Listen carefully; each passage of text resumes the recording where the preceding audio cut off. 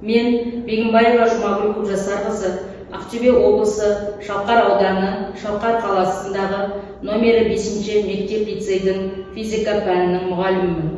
Сіздердің назарларыңызға математика мен физиканың метапәндік байланысы атты авторлық бағдарламамды ұсынамын. Метапәндік байланыс бұл оқушылардың бір немесе бірнеше пәндер аясында меңгерген білімдері.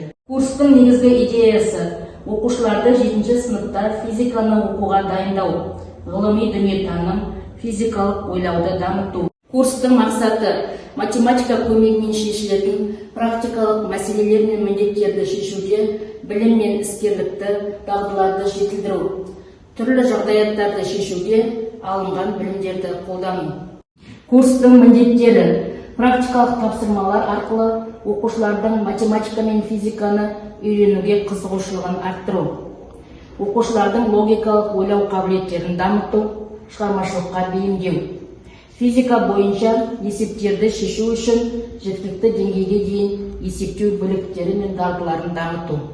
Жұмыстың өзектілігі: оқушылардың зерттеу, практикалық дағдыларын дамыту, олардың өмірге неғұрлым бейімделуіне және өмірлік жағдайларда түрлі мәселелерді шешуге қолайлы жағдайлар жасау.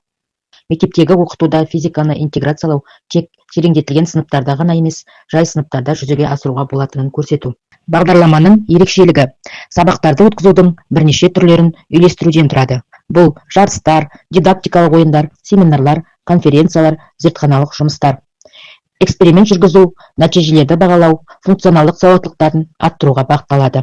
Дәстүрлі тәжірибелер жасау мен виртуалды тәжірибелерді қамтиды. Курстан күтілетін нәтижелер: тұлғалық даму бағытында өз ойларын ауызша және жазбаша сөйлеуде анық және дәл баяндай білу, дәлел құру, өз пікірлерінің ақиқаттығын, әділдігін дәлелдейтін мысалдар келтіре білу.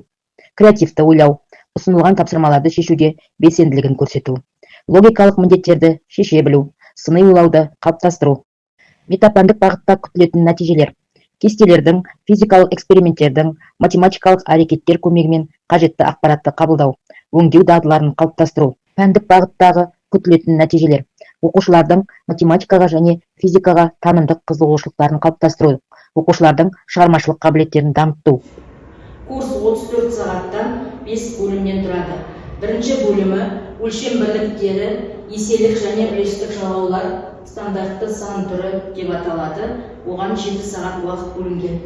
Бұл тарауда өлшем бірліктерді қыбыжыға аудару, жылдамдық, уақыт, массаны табу, заттай көрсеткіш бар дәрежелердің қасиеттері, тағы басқа ұғымдар оқытылады.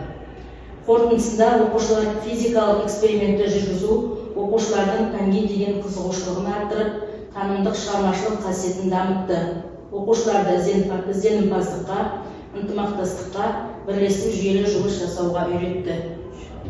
Екінші тарау механикалық қозғалыс және денелердің әрекеттесуіне 10 сағат уақыт бөлінді. Бұл тарауда оқушылар графикалық есептерді шығара отырып, күш ұғымымен күштерді графикалық түрде кескіндеу, тығыздықты табу, тығыздықтардың кестесін пайдалану шарттарымен танысты. Нәтижесінде математикадан алған білімді физикада қолдана отырып, пәнаралық байланысты жүзеге асырды. Қысым тарауына 5 сағат уақыт беріліп, нәтижесінде оқушылар тура пропорционал, кері пропорционал ұғымдарын кең көлемде меңгеріп, есеп шығару дағдылары қалыптасты. Төртінші тарау жұмыс, қуат, энергия тарауына 6 сағат берілді. Бұл тарауда оқушылар қарапайым механизмдер, күш, иінтірек, пайдалы әсер коэффициенті сияқты тақырыптарды меңгерді. Бесінші бөліміміз жер және ғарыш. Оған 6 сағат уақыт берілді. Бұл тарауда аспан денелері туралы таныса отырып, оқушылар жұлдызды әлем туралы, Байқоңыр ғарыш айлағы туралы мәліметтерді игерді. Сонымен қатар 7-ші сыныпта астрономия аз көлемде оқытылатын болғандықтан, басқа да астрономияның тақырыптары қамтылды. Сонымен қатар тағы да бір ерекшелігі өзімнің дайындаған «Аңызда бар ақиқат» кітабындағы астрономияға байланысты мәліметтер қосымша оқулық ретінде қолданылды. Құр сөзбен айтсам ұмтылып қалады, көрсетсем есте қалады. Оқушыға әрекет етуге рұқсат берсем, нәтижесін көремін деген қағиданы ұстанамын. Сондықтан бағдарламада тәжірибе жұмыстарына басымдылық берілген.